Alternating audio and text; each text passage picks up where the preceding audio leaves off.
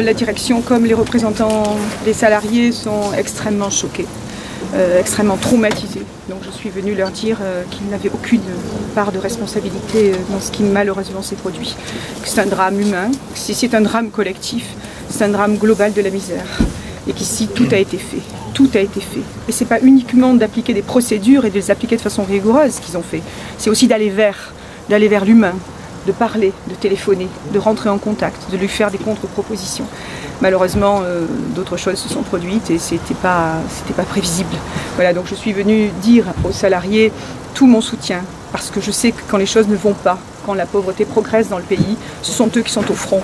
Eux, les travailleurs sociaux des collectivités locales, les agents de Pôle emploi, ce sont eux qui sont là. C'est un métier extrêmement difficile qu'il faut absolument respecter. C'est ce que je suis venue leur dire. Il y a toujours des failles dans le système.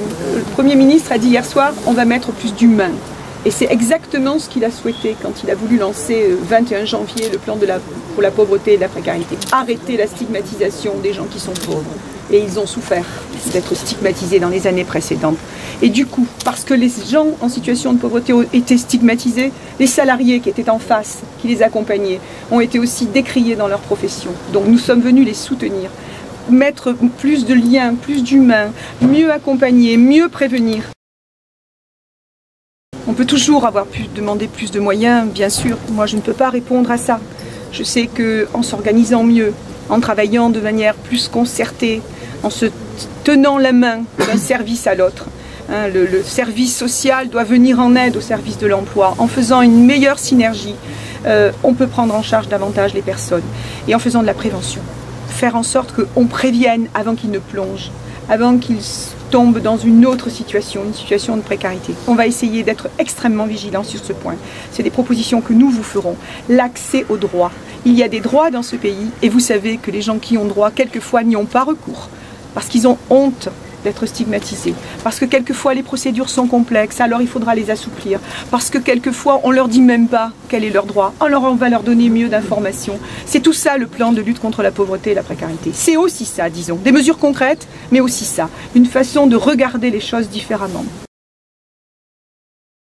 Bien sûr que des propositions lui étaient faites par les services. La discussion avait lieu. Il commençait d'ailleurs à rembourser régulièrement.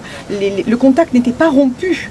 Des solutions existaient. Apparemment, il avait aussi la possibilité d'avoir accès à des droits qu'il n'avait pas demandé. Il était informé par les services. Donc je ne sais pas exactement, bien sûr, ce qui s'est passé dans sa tête.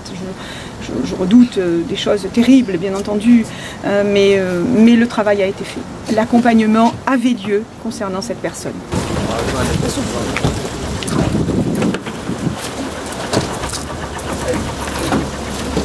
Pascal.